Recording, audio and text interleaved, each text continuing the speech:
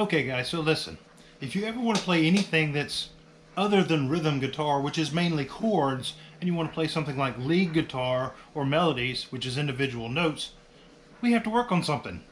And today we're going to work on that. Hang tight, we'll be right back.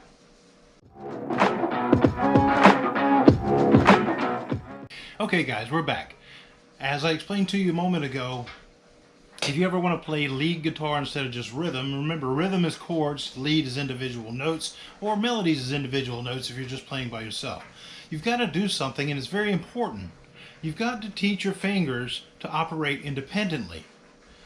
As humans, I think we have a sympathetic response in our hands that when one finger bends, they all want to bend. And pardon my pinky, I injured it at work years ago.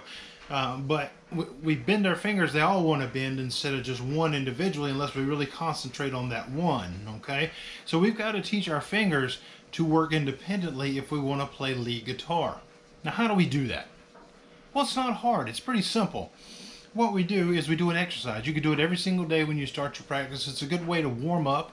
It's a good way to get those fingers working independently of each other, and there's going to be mistakes. You're going to make mistakes when you do this, but that's okay. All right. So it involves 4 frets.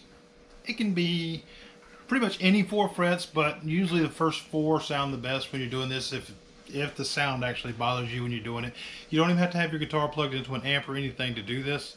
You can do this sitting on the couch at night and learn different ways to get your fingers to work independently.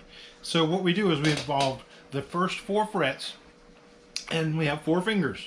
Okay, so what we're going to do is we're going to put the first finger on the first fret and play the note, pick it up. Second finger on the second fret, play the note, pick it up. Third finger on the third fret, play the note, pick it up. Fourth finger on the fourth fret, play the note and pick it up. And we're going to do that with all the strings. So we're going to ascend, in other words, from the lowest note to the highest note and then back down. Now, if you can only do this on one string, be it the highest string, the lowest string, it doesn't matter, start there. But it's a good way to teach your fingers to operate independently. And when you start switching to the other strings, it teaches your fingers where to go to get to that string. Okay? So as an example, we're going to put our hands ready to go. I'm going to use the first 4 frets, and what we would do is play the first one, second, third, fourth, switch strings,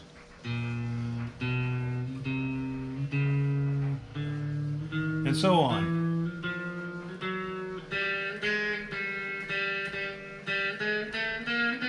Now, I told you there'd be mistakes, and that's the thing about my channel. Mistakes are okay here. Mistakes are actually welcome.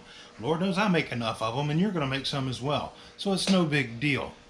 Don't worry about mistakes. If you make a mistake, back up, start over, and work your way through it. Teach those fingers, okay? It's a little different when you're working in front of a camera, but let's try it again.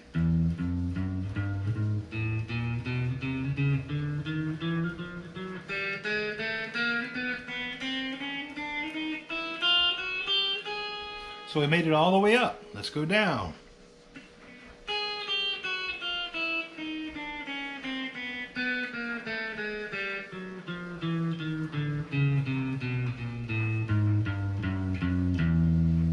So we've made it all the way through up, and we made it all the way through down.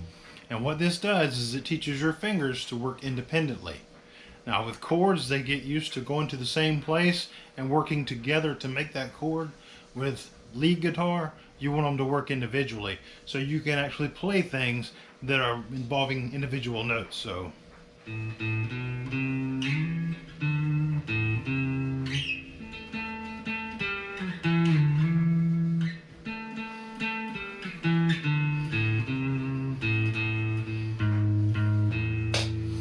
if you want to play individual notes and you want to play a melody type song or the lead guitar, you've got to teach those fingers to operate independently. It's very important. I know we're starting out, we're getting those chords down, but let's teach those fingers as we go. If you just want to play chords during your practice, that's fine, but I suggest throwing this in there from time to time to help train those fingers a little bit. It only takes a couple minutes to do that. Now listen guys, I really appreciate you joining me, and as I told you before, I want to build a community where we come together and learn together. I'm still pretty much a beginner, although I do have some knowledge of some things that I'm going to teach you. But let's build a community where we come together and learn together. I invite you to jump over to the page, hit the little bell, subscribe, that way you know when the new videos come out. and join me. Let's learn this. This is a great hobby. So let's learn this. All right, guys. Thanks for joining me, and I will see you on the next video. Bye-bye.